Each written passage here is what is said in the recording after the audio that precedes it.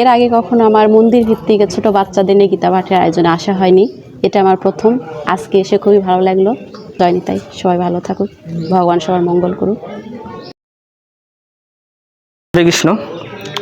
আজকে শুভ অক্ষয় তিথির সকলকে জানাই শুভেচ্ছা, এবং বিশেষ করে আজকের এই দিনে সকলের যেন মঙ্গল হয় এবং এই মঙ্গলের গোটা পৃথিবীতে শান্তি বয়ে নিয়ে আসে সেই কামনা করি।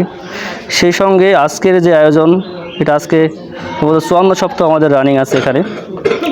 আর এই আয়োজনটা যার জন্য এখন পর্যন্ত এইভাবে চলছে তাকে আমি অশেষ কৃতজ্ঞতা জানাচ্ছি। পশুপতি দাস আমার নান্টু কাকা, তার একান্ত সহযোগিতায়, একান্ত প্রচেষ্টায় আজকে এই কোমলমতি শিশুরা এখানে এসে একটু ধর্মীয় আলোচনা, গীতা পাঠ এবং অনেক ধর্ম সম্পর্কে জ্ঞান লাভ করতে পারছে। তার জন্য আবারও কৃতজ্ঞতা প্রকাশ করি তার প্রতি। এবং সকলের কাছে অনুরোধ, আমরা যেন আমার কোমলমতি শিশুদের ছোটো থেকেই ধর্মীয় শিক্ষা দিতে পারি। সেই জন্য সকলকে অনুরোধ করব, আপনাদের যে ছোটো ছেলেমেয়ে যারা আছে তাদেরকে এখন থেকেই বাড়িতেই এই ধর্মীয় শিক্ষাটা দেওয়ার চেষ্টা করুন।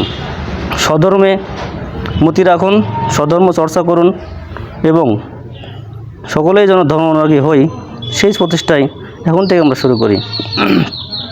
এবং এই বিশেষ অক্ষয় তিথিতে সকল বিশ্বের সকল প্রাণী সকল শান্তি কামনা করে এবং সবাই ভালো থাকবেন, সুস্থ থাকবেন সেই কামনা করছি।